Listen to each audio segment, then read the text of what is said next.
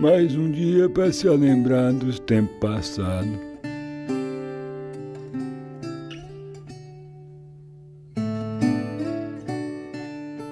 Naquele tempo tinha tanta coisa boa.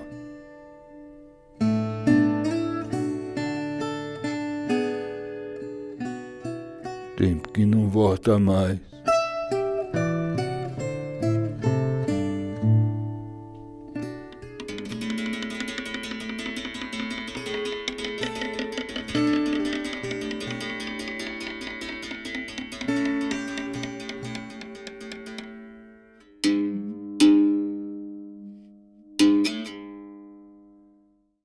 A predominância do negro é fatal no Recôncavo e na Bahia.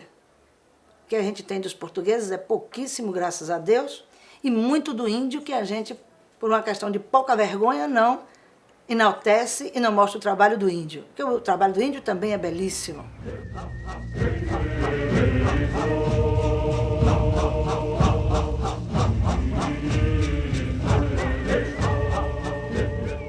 Mas o negro foi a predominância porque tem a ver com a verve, com a característica do brasileiro. A gente sabe que o Recôncavo é uma fonte matricial, não só da cultura baiana, né, como da cultura brasileira, né? A gente fala muito no samba do Rio de Janeiro, né, na casa da tia Ciata, né? E ali, na verdade, algumas daquelas tias eram moradoras do Recôncavo, né, de Santa Amaro, de Cachoeira. Então nós tivemos um papel fundamental na formação, né, da cultura popular brasileira. A cultura negra no Recôncavo, ela é praticamente 100%. E não poderia deixar de ser de outra forma, devido à predominância da escravidão à época aqui. Nós tivemos aqui negros cabinas, negros benguela, negros congo, negros jeje, na maioria pela situação geográfica, até de onde eles vieram da África, falando o Yorubá, negros de Angola. O Recôncavo ele não é um lugar isolado, né? Ele nunca foi isolado da capital, da metrópole, né?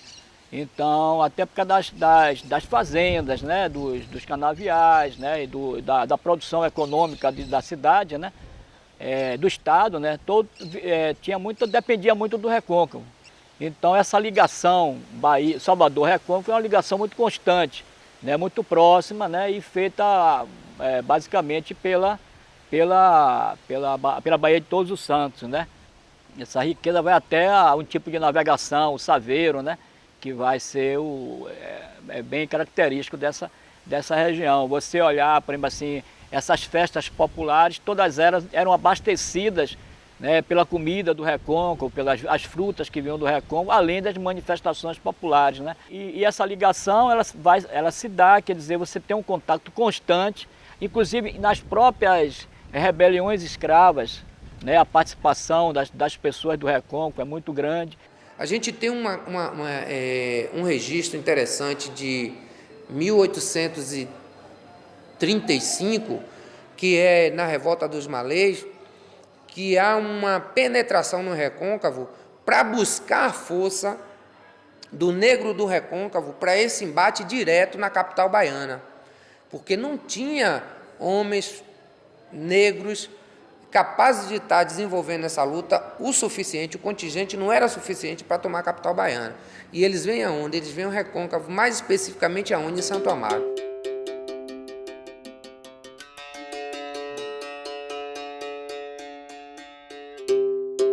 E como eles eram extremamente inteligentes e criativos, eles criaram essa história de dança, quando na verdade, né, a capoeira é uma luta para se defender do feitor. E por isso de se dizer hoje que a capoeira é de Santo Amaro, que veio de Santo Amaro, as primeiras notícias é de Santo Amaro, porque são as primeiras levadas de negros, os primeiros cultivos foram desenvolvidos nesse tabuleiro do Recôncavo Sul, onde a entrada é Santo Amaro. Aí você pega os baixios do Paraguaçu, chegando até Cachoeira, Jaguaribe, Maragogipe, e aí a gente tem essa força do negro aqui, mais presente.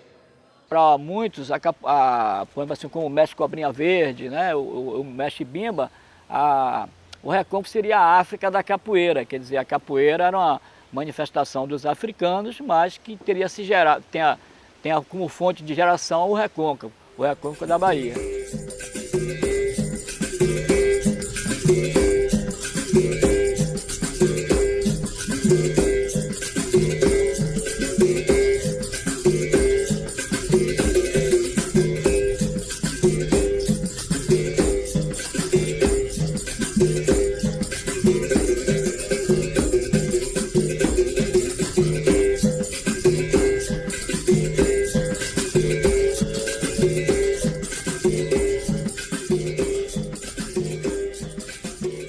Já joguei muita capoeira, porque me ensinaram.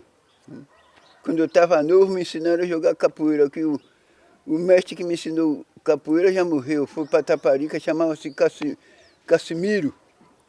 Ele ajudava a gente, ensinava a gente a jogar capoeira. Quando a gente estava granado, ele dizia, agora eu vou lhe bater. A gente tinha que se livrar, né? Quando ele sabia que a gente estava mesmo na medida, ele dizia, agora eu vou lhe bater, que ele ensinava, mas nunca batia. Só fazia eu ensinar, né? E eu sei que eu aprendi um bocado de jogar capoeira. Então, quando eu comecei a capoeira, aí fiquei ensistido só em jogo. Era o meu fanatismo mesmo, eu gostava desde garoto, que eu achava bonito. Muitas vezes eu estava assistindo e apreciando o velho Popó, o pai do Vivi, o Popó foi meu mestre dele, ensinando os meninos na porta, eu ficava parado olhando. Ele chamava Neguinho, quer Neguinho? Vem Neguinho, vem que eu lhe ensino, eu estou de envergonhento. E depois chegava nas festas 13 de maio, as festas aqui da praça, eu via aqueles capoeiristas oficiais, os mestres, chegar assim, tirar o paletó, passar para outro, cair na roda, me dava aquela vontade também de fazer o mesmo.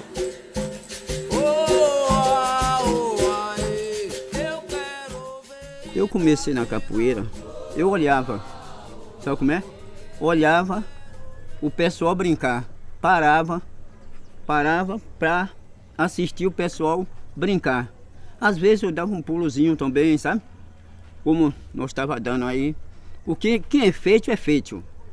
Quem não é, olha e dá aquele pulozinho, só não pode cair. Eu não sabia se eu caía para cá ou se ia cair para cá. Eu levei uma chupeta na broca do ouvido, que eu vi a locomotiva, para mim tinha arrombado tudo. Entendeu? Então, foi de quem? Do mestre Viver. Que ele não explicou para que lado é que eu ia, eu barbeiro, fui no encontro, recebi o pé, pá, bateu no ouvido. Então, as lágrimas aí começou a cair em 4 em 4. O pai dele, que era o Popó, parou a roda e disse, Viver, você quer matar o menino? Eu lhe ensinei assim. Se você matasse o filho dos outros. E Vivi, porque era muito aceso, muito ativo. Ah, meu pai, não sei o que, ele tem que aprender, não sei o que, não sei o que. Se eu fosse um cara covarde, um cara frouxo nas paradas, eu queria passar por longe. Você estava aqui, eu passava lá pela outra rua, lá que eu não quero ver capoeira. Mas pelo contrário, eu enfrentei a barreira. Quando eu fiz 20 anos, o pai disse assim, pai, eu digo, o senhor pode ser mestre de capoeira em qualquer lugar. Eu digo, pai, como é que eu vou ser mestre? Ainda tem muita coisa para aprender. Ele disse, o que o senhor sabe dá para tudo. Aí vai eu para falar com o Vadu. Pô, disse, ô Vadu, eu gosto de jogar capoeira e como é pra você me dar uns treinos? Ô, rapaz, vai lá na caixa d'água. Aí cheguei.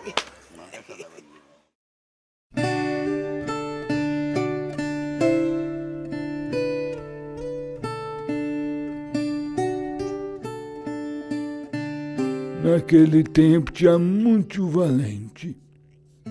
E quando tinha feira então,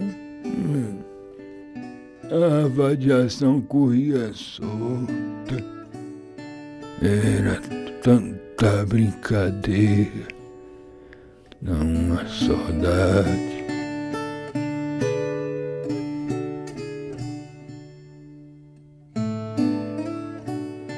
Tinha roda aqui na praça? Tinha aqui na praça, tinha no mercado, era 13 de maio. E os domingos, quando se fazia uma roda, em algum lugar, algum pé de árvore que via que dava uma fresca boa, sombra boa, a gente formava a roda aí o pau comia.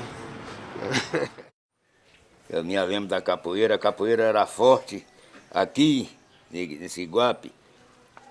Aqui, daqui até a Campina, Barandão, esses cantos aqui era caimbongo, tinha também, era bom. Quando a gente começou aqui, eu gostava de sair, assim, um dia assim, de domingo, pela rua, chegava lá no porto da igreja, fazia roda. Depois a gente subia, para cá para a praça, vamos fazer uma roda aí na praça. Tudo bem.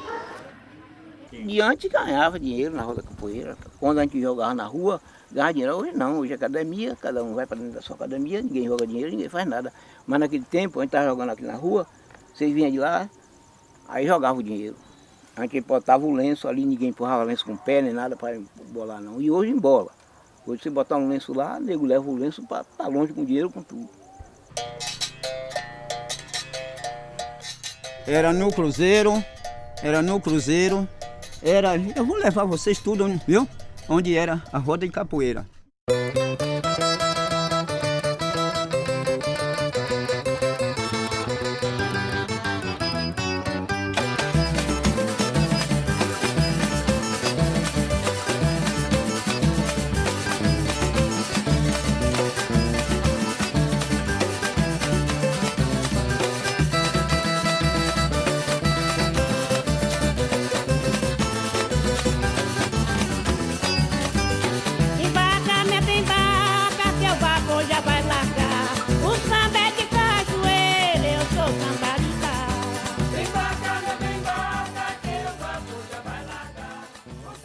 Os antigos foi aqueles que já foram, alguns que a gente não alcançou, outros que a gente alcançou ainda na infância. Tem um bocado deles que já foram embora, já morreram. Tinha Cassimiro, tinha Simplício, tinha essa raça tudo já morreu. Tinha eu, Vivi, Zezinho, Regi. Era Vadu, Miranda, Costeleta. Tinha Zóio, um rapaz conhecido por Zóio. Tinha Joaquim, que o pessoal chamava Tampinha de Binga. E outros mais. E aí, uns que chamavam Bubuca, outros chamavam Miranda, outros chamavam Zebre. A Siridimanga era de lá do Santa Amaro. Alcancei ele brincando. Nesse tempo que ele estava brincando, eu não brincava ainda. Quem é? Siridimanga. O que eu vi uma vez Siridimanga fazer aqui foi, ele chegou aqui e ele se embaraçou com o que chamava Manezinho Caranha. Se embaraçaram nessa praça aí. Foi sarto do diacho. O Siridimanga, se o Siridimanga era bom, esse Mané Caranha ainda era melhor. Aqui no meio da praça aí. Sim. E Siridimanga era danado mesmo. Eu só mentei que o nego comeu ele, porque ele era fechado, né? Aí pagaram. Pagaram uma mulher para eles Ele entrou, foi fazer isso e o cara, na saída dele, com o corpo aberto, foi embora, passou a palita, foi só que se foi. Me chamo Valdemar Rodrigues da Paixão, nascido em 1916. Aprendi capoeira com siri de mangue, canário pardo. E fico imaginando a beleza que foi cada tipo desse. Às vezes eu paro para imaginar em Santo Amaro um tipo desse vivendo, chegando no boteco, batendo papo, a alegria, a maneira solta de ser, de andar, de chegar. Como as pessoas falam, ele sempre chega. Santo Grilo era um bom capoeirista aqui. Santo Grilo daqui do Ocupe. E a gente jogava quase todo domingo a gente vinha para aqui jogar capoeira com Santo Grilo. Esse Nego Tonho, Santo Grilo, Finado Tó.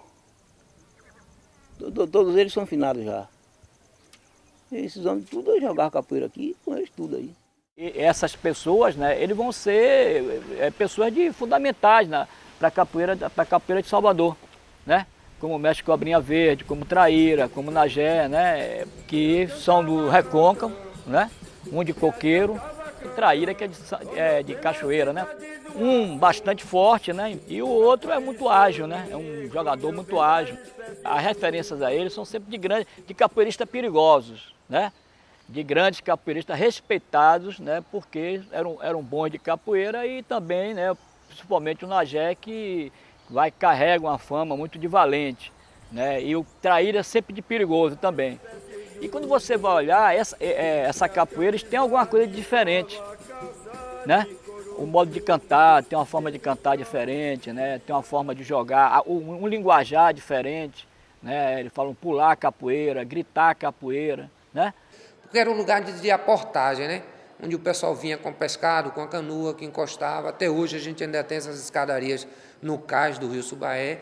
E era onde eram feitas as rodas dia de festa, dia de feira, no movimento, conforme eles iam chegando. E aí tem um registro da presença do Nego Canário Pardo e do Traíra aqui, mas nós só assim, nesse período de feira, tal, quando o pessoal se juntava. O Cobrinha, ele fica, né, como daqueles que seriam ligados ao besouro, né? Ele ficou com uma grande expressão, a grande figura como se fosse assim o responsável pelo legado, né? E além de ter sido também, né, um grande capoeirista, um grande cantador de capoeira, né, uma personalidade, né, muito presente também na capoeira da Bahia, né, da capital da Bahia, durante as décadas de 30, 40. O Vavá Mão de Onça, que é filho de Popó também do Maculelê, chamava Mão de Onça. O apelido era Mão de Onça porque enquanto você estava preocupada com as pernas, com os pés dele, ele tinha um jogo de mão, ele tinha uma jogada que quando você estava pensando no pé dele, ele entrava com a mão, velho. E uma mãozada daquela aqui era fatal. Ele estava acumulando toda a força, você estava esperando na perna, ele estava acumulando tudo aqui em cima. Ele estava acumulando aqui em cima. Quando você virava, que ele fazia assim, velho, quando ele jogava esse cotovelo, misericórdia. Mas a gente tem uma outra figura interessante nas rodas de capoeira de Santo Amaro, que começa até a invadir Salvador, porque trabalhava como embarcadiço e aí começa a ter uma vida mais na capital, que é o Otenilho, que é remanescente de Santo Amaro, nascido na vila de Oliveira dos Campinhos, hoje um dos distritos de Santo Amaro, tido até como um dos relâmpagos da capoeira regional, assim falado.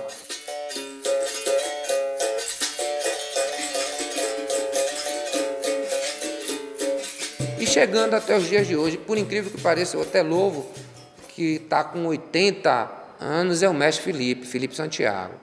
A capoeira dele é tão bonita, é uma capoeira de Angola. Ele dança tão bonito, ele não tem aquelas bobagens daquela exibição, é uma coisa que você vê que é de quem sente, que é de quem traz a capoeira aqui dentro, há toda uma concentração.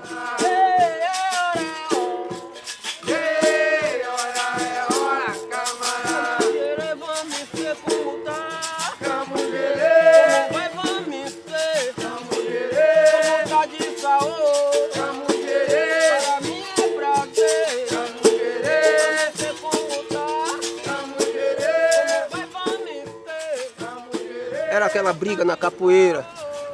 Arte, ele me dava uma rasteira, eu caía de arte. Eu não sofria, mas caía. Aí levantava, tinha que arrumar uma mãozada nele. Ele pegava em meu braço, aí virava, me dava o balanço, ia embolando. Ele corria em cima, eu voltava, dava pra pegar uma apanhada de pé, quebrava ele, essas coisas, mas tudo na base do enfeite. Então a nossa capoeira naquele tempo era isso. Era uma capoeira mais sadia. Não tinha negócio de eu querer mostrar que era melhor do que ele, pra estar espancando ele. Tá? Arrasta no chão bem devagar. Se arrasta no chão, menino. Hoje se arrasta no chão que nem cobra agora.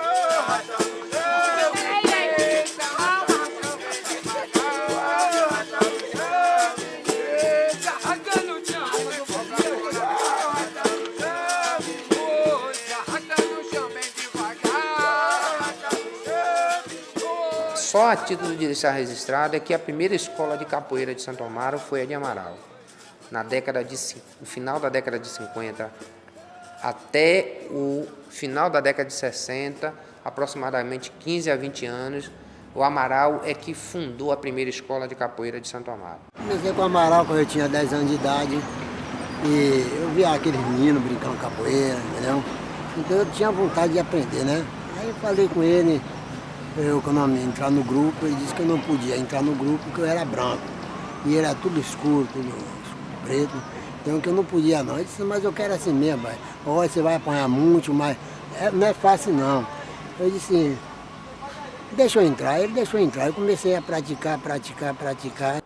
De Amaral partiu a escola de Ferreirinha, a escola de Carcará, até a gente chegar às escolas de hoje. Minha mãe aí tirou uma grana e pagou minhas Ferreirinhas, uma quantia de ele, eu só tenho isso aqui. E daquele pouquinho que ela deu, eu fiquei aprendendo com ele até 88. Daí pra cá eu comecei a ensinar, ele mesmo, antes de morrer, mandou que eu abrisse uma bibocazinha. A biboca é uma coisinha pequena, pra ensinar, aí daí eu segui com a capoeira.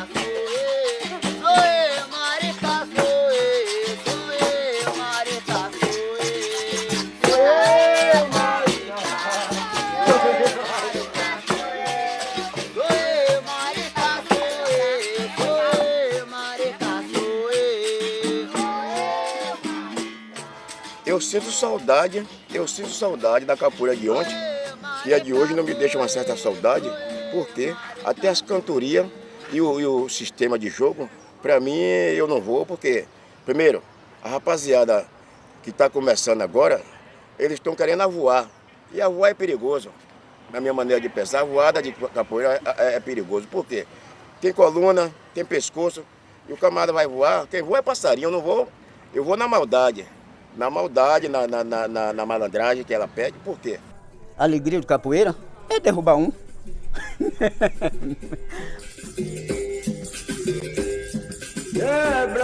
Quebra jereba, quebra tudo, hoje, amanhã, o que é que quer? Existia alguma brigazinha, mas na parte do desaforo mesmo, não era porque o cara queria provocar, porque era capoeirista, e provocar para ser valente, não. Isso aí até hoje existe. Onde há um desaforo, a pessoa não suporta, tanto faz do capoeirista, como não capoeirista, como geral isso aí. Deu um rabo de arraia nele, o primeiro e o segundo a gente se sai, mas o terceiro é difícil, né? Bateu aqui, ele faturou isso aqui. Mas nunca bati ninguém.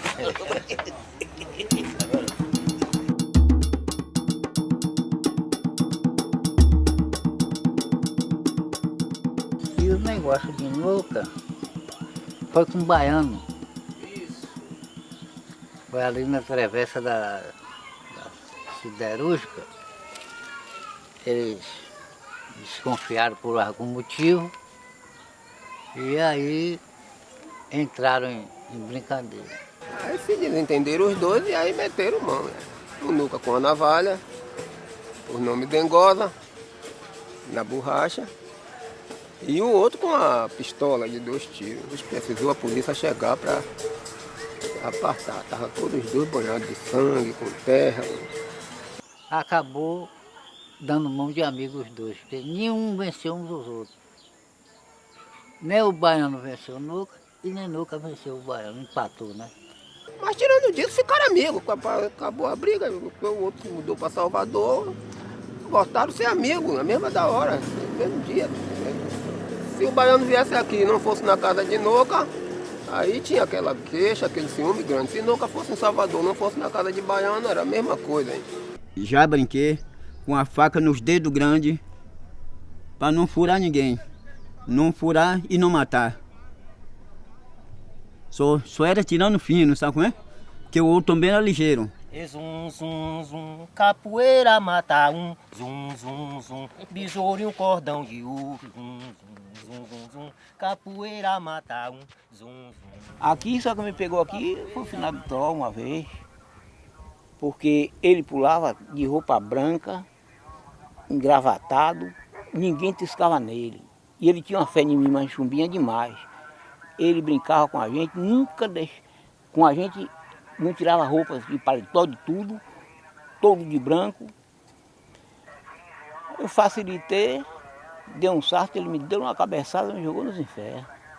Passou 1 ano, passou 2, passou 3, esqueceu de capoeira aqui no Ocupa, eu esqueci. Quando um dia eu vim numa corrida de cavalo ali, quando estou ali correndo de cavalo, formaram a capoeira lá. Quando eu cheguei lá, ele parou. Ele estava jogando, quando ele me viu, parou. Aí chamei Nego Tonho e fiquei jogando com o Nego Tonho. Daí saí com um Santo Grilo. Quando eu saí com o Santo Grilo, ele aí tomou. Tomou, aí vai, a gente vai. Quando ele escapeou, que ele deu o sarto aqui, pam! Ele caiu lá, ficou assim, água, água. Eu digo, dá água, ele girou uma aí, dá água, ele girou aí, deram água a ele, ele água, água. Aí deram água. Aí ficou com uma base assim de uns 3 meses para 4, ele morreu. E ele morreu daquela cabeçada. Aí eu digo, essa vai ficar para mim para sempre. Nunca mais vou ter cabeça em ninguém castigada, não. Dessa nunca mais vou ter. Eu faço que vou botar a cabeça e saio. Mas para empurrar, não empurro. E ele, eu botei a cabeça e ele caiu lá pedindo água e não aturou muito tempo, não. Eu tive a oportunidade de ver Messias mais novo na roda e eu digo assim, se a gente tivesse hoje aproveitado melhor essa coisa até da expressão de Mestre Messias, com toda a particularidade dele, dentro da roda de capoeira, a gente teria uma capoeira de Santo Amaro também muito forte, ou até mesmo ali naquela pequena localidade do distrito de São Brás. Aí Partinha disse assim, vamos buscar esse homem para o meio da gente. Aí vieram. Mas as vacas tinham comprado o terreno aí da Capanema, e eu estava com 10 cabeças de vaca. Aí quando ele veio, vambora, compadre, vambora para gente correr os interior. Eu digo, compadre, eu não vou não. Não vou não, que eu tenho meus bichos aí, não vou de jeito nenhum. Eu me chamo Vicente Ferreira Pastinha.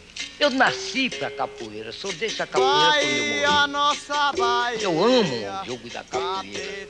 E não há outra coisa melhor na minha vida, no resto da minha vida, que seja a capoeira. Veio mais gato preto. Todos dois é morto.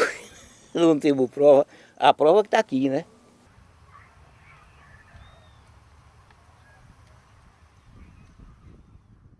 É que ele ficou fincado num dos grotões que saiu um dos grandes capoeiros de Santo Amaro, que é Mestre Gato. Messias ficou por lá ainda fazendo capoeira.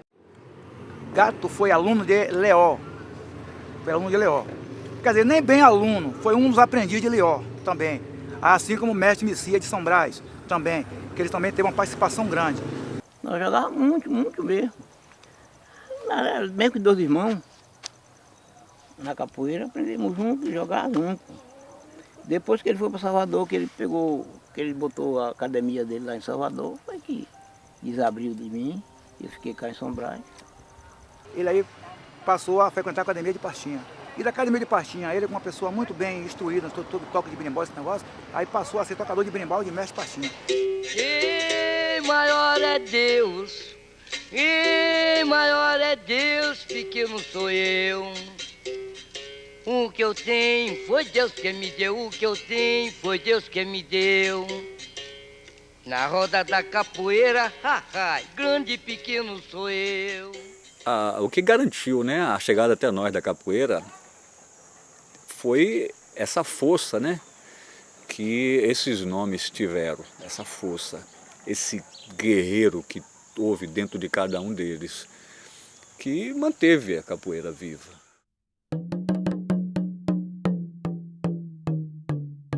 Tinha muito mandingueiro.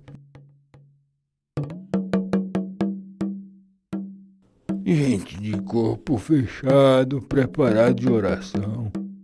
É gente que virava num cachorro e que virava num toco de pau para escapar das perseguições. Meu patuá, meu patuá. Me livrou de muitas coisas, de muitas traiçoeiragens.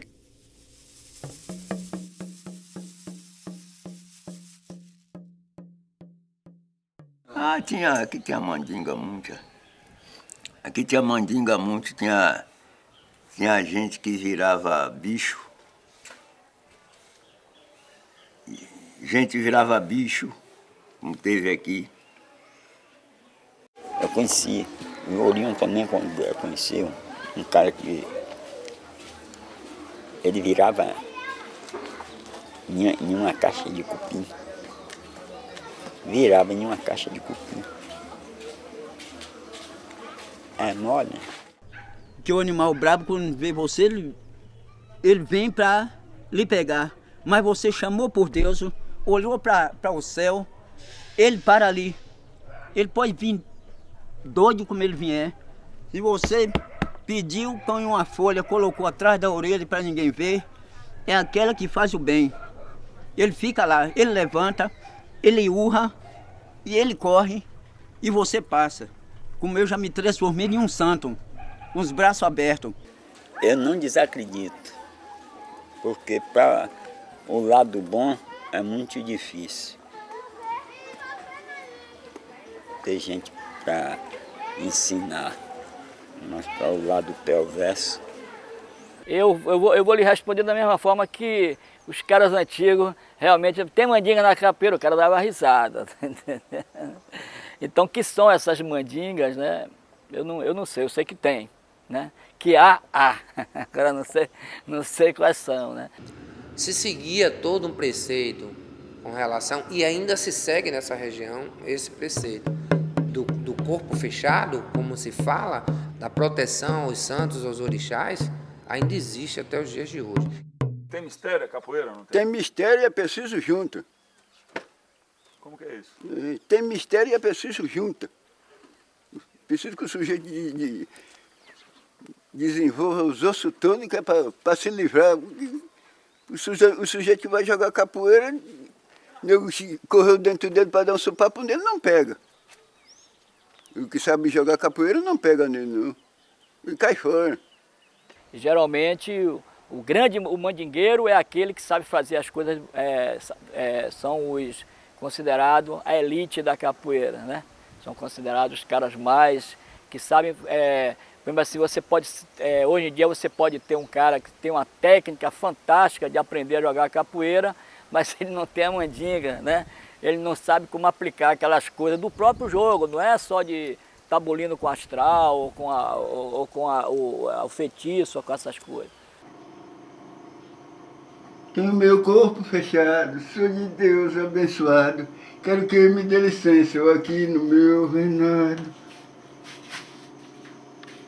Tá vendo aí, que é que eu trago aqui? Se eu cupei a estrela do céu, manda benzer com uma cruz que tem o Senhor do Bonfim aqui, né? Nessa cruz, né? Faz seu patuá, manda encaixar aqui e travessa em seu pescoço. Também não bote, você estando comer essas comidas muito pesadas, não bote no pescoço que não dá. Não pegue. Tá vendo? Quando você tomar seu banho, que você se arear, e você sair para qualquer canto também, você não. Porque você tem que botar aqui, né?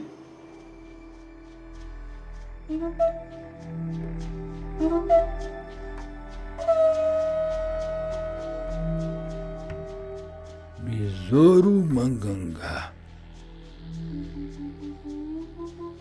Nunca que apareceu ninguém como ele por essa banda daqui. Era um cabra danado. Não levava desaforo para casa. E não gostava de polícia. Besouro é um totem dentro da capoeira, né? É o cara assim que é uma referência básica, né? Geralmente quando escapole a história da capoeira, pelo menos quando eu comecei a pensar, a me interessar por isso, a besouro era assim, era como se saísse da história para a lenda, né? Besouro Mangangá é uma espécie de besouro, ele mede aproximadamente uns de 3 a 4 centímetros e é um besouro assim que a gente descreve como um inseto muito feroz, porque as estacas antigamente das cercas que eram feitas nessas regiões dos pastos eram feitas com maçaranduba e ele consegue furar até essa maçaranduba, esse besouro. De falar muito o besouro, na área de Santo Amaro, né? O besouro era de Santo Amaro. Nascido em Santo Amaro, remanescente de uma área quilombola, que é hoje a comunidade do Urupi. Nasci provavelmente em 1895, pelo registro que a gente tem com relação ao processo que dá a data da morte dele, que é um processo de 22 da Justiça Comum. Eu procurei as pessoas mais velhas que pudessem ser contemporâneos de besouro. Primeiro encontrei Nuca de Jacó, que viveu assim próximo de besouro os últimos dias de vida dele. Eu descobri Caetano Pereira. Esse Caetano Pereira era irmão de besouro. E tive a oportunidade de fazer algumas pesquisas com ele. E ele disse, olha, o que eu posso lhe dizer é o seguinte, meu irmão teve uma vida muito distante da nossa. Ele saiu de casa aos 13 anos de idade, nós morávamos num roçado no Urupi, eu já nasci por lá, e meu irmão veio para a rua para viver com uma das nossas madrinhas na estrada, hoje conhecida como Rui Barbosa. E não ficou aí mais que 6 meses. Ele ganhou o mundo e a gente só ouvia falar quando ele estava em Santo Amaro, quando era dia de feira, que tinha as rodas de capoeira, porque ele não aparecia nem para ir visitar a nossa família.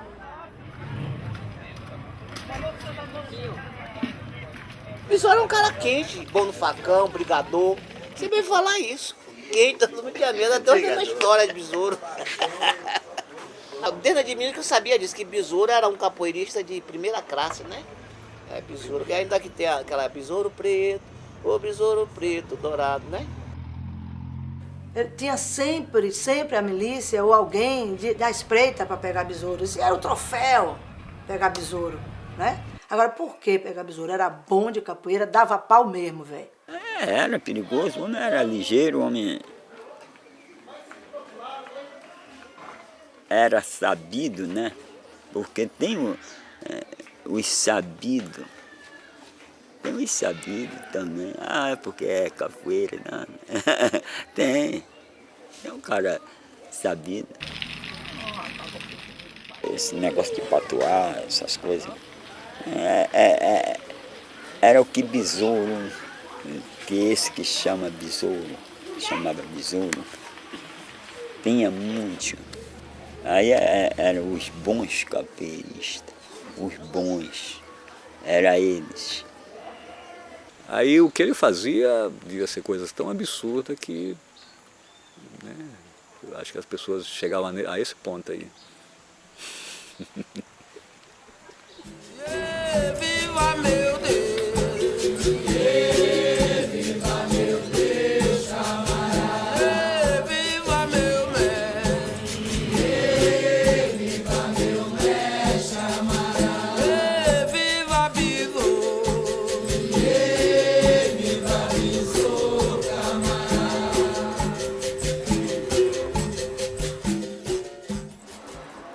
patuá aqui, que a mãe de santo dele deu amarrado de cordão. Patuá. Que ele tinha aqui. Que o pessoal dizia que ele tinha um corpo fechado e ele dizia que o corpo dele era fechado por conta daquele patuá. Besouro é mandingueiro nem tão, só pela capoeira. Capoeira tem suas mandingas também. Mas que ele era tratado de besouro mandingueiro porque ele tinha seu patuá. Eram suas orações que ele tinha e tal. E aí, era o que fazia ele virar num toco, num besouro, num pé de árvore, qualquer coisa, assim, numa moita de mato. Era as orações que ele usava.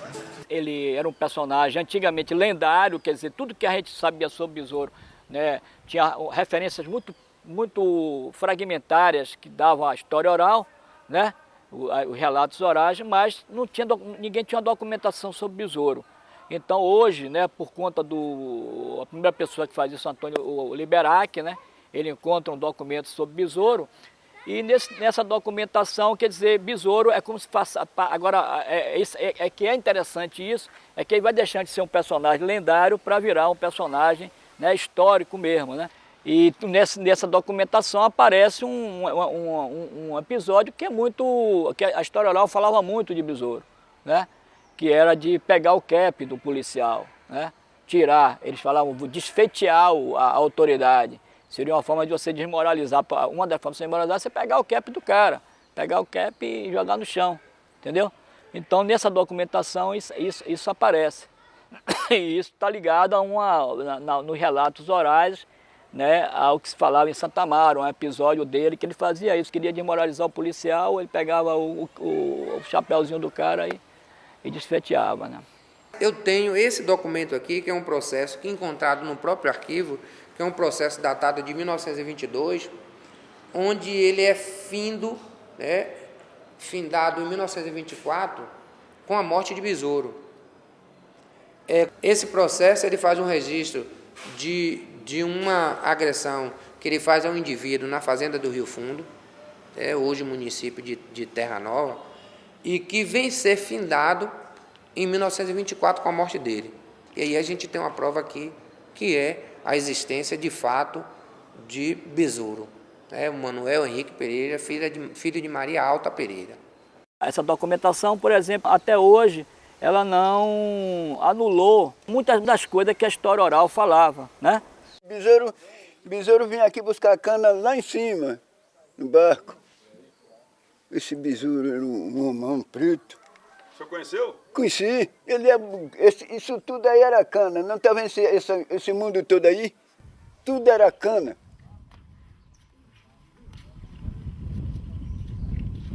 Você tem que respeitar os mitos. E a história de Besouro, ela mantém isso, né?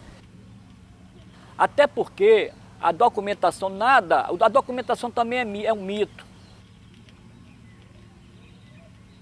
A gente que conta aquela história que viu os mais velhos contar, a gente não temos a certeza que o mais velho assistiu aquela cena mesmo, ou foi por conta da carochinha também que ele contou aquilo. Então, é o que a gente tem para passar. Se os mais velhos mentiu, a gente também está mentindo. Não é porque você encontrou uma documentação, papapá, dizendo que aquela documentação traga a narrativa de um episódio, que por conta disso aquilo seja verdade, né? Então, a verdade, ela tem vários tipos de leituras, né? A lenda, o mito é uma forma de você também tá lendo essas coisas, né? Besouro?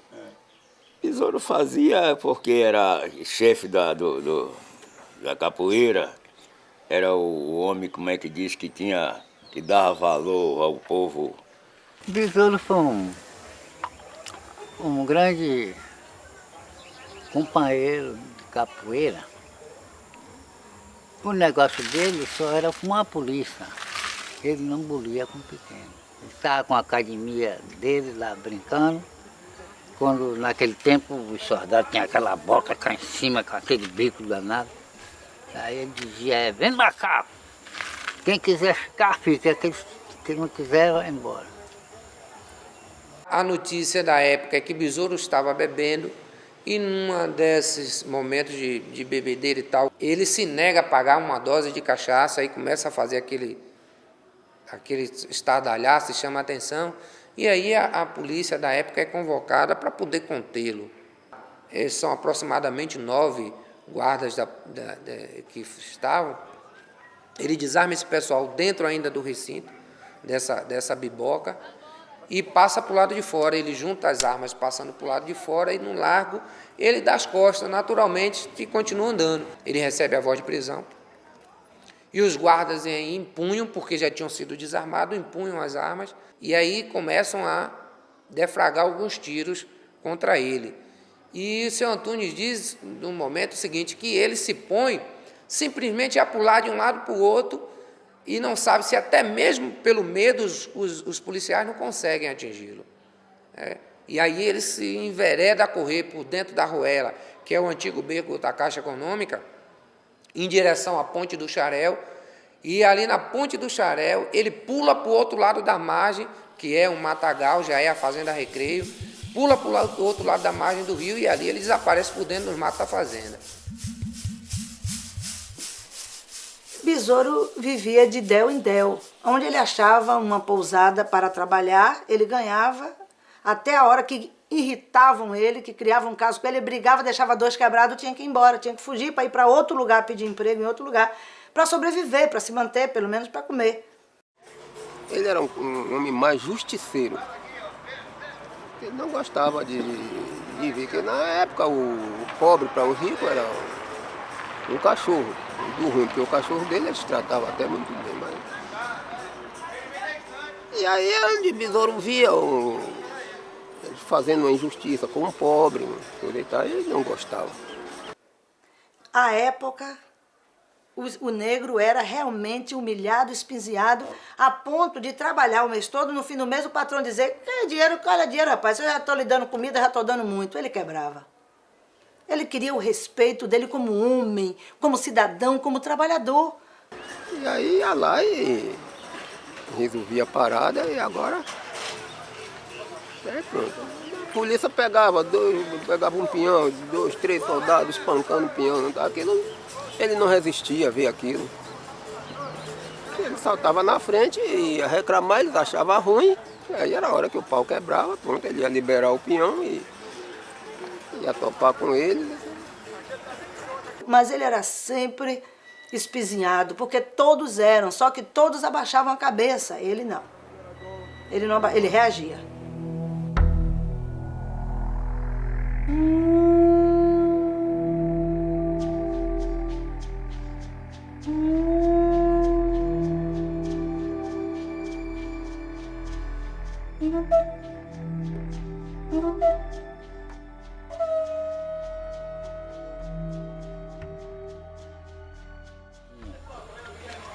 Quando mataram ele aí em 5 Rios, era Maracangalha, hoje chama 5 Rios, um amarelo, uma faca de aticum. Ele se embrenhou pelo mato adentro, correndo do tiroteio da polícia. Mas esta pessoa ficou atrás de uma bananeira, esperou ele lá dentro. E na passagem, lhe deu a estocada. Uma faca de ticum, lhe fizeram a traição. Mataram nosso besouro que morreu, deixou a fama.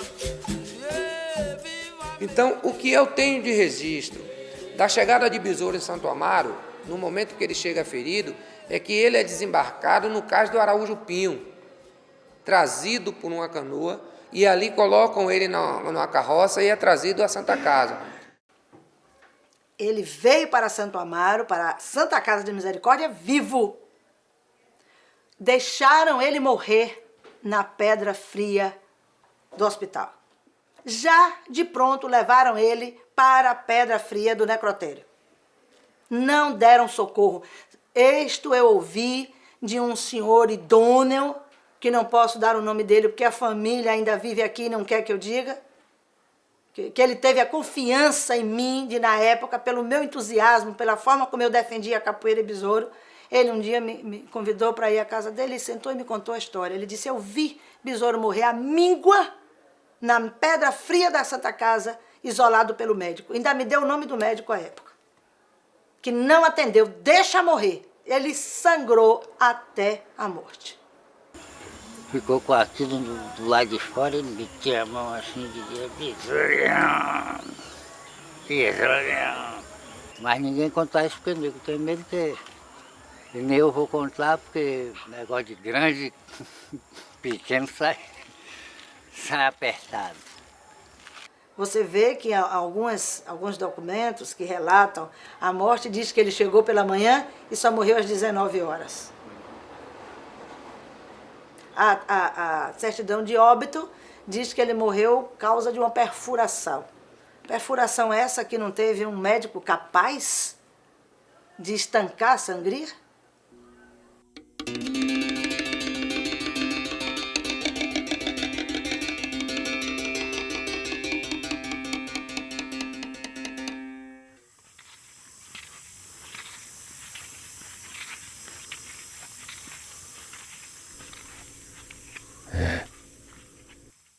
A capoeira antigamente tinha muita história.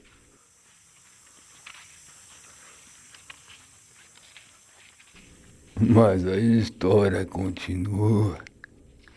Oh, nego, se continua.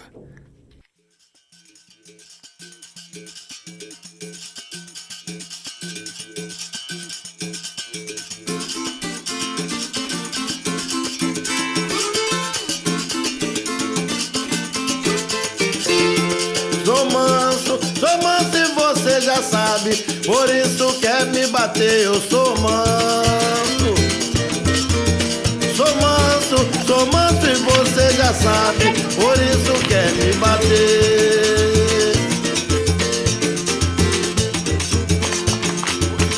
Sou manso e você já sabe, por isso quer me bater, eu sou manso.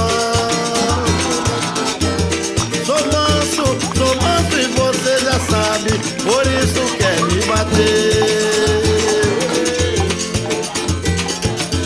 Mas só quer me bater, porque que eu não sou de nada, mas eu só queria ver você na mata fechada, sem a voz, sem pistola, sem uma faca molada, sem uma onda pintada, pulando na sua frente. Aí eu queria ver, sou manso e você já sabe, por isso quer me bater, eu sou manso. Sou manso e você já sabe, por isso quer me bater. Você só quer me bater, porque eu não sou de nada, mas eu só queria ver você na mata fechada, sem a voz, sem pistola, sem uma faca molada, sem uma onça pintada pulando na sua frente. Aí eu queria ver, sou manso e você já sabe, por isso quer me bater, eu sou manso. Sou manso e você já sabe, por isso quer me bater. Você só quer me bater, porque eu não sou de nada, mas eu só queria ver você na mata fechada, sem revólver, sem pistola, sem uma faca molada, sem uma onça pintada pulando na sua frente. Aí eu queria ver.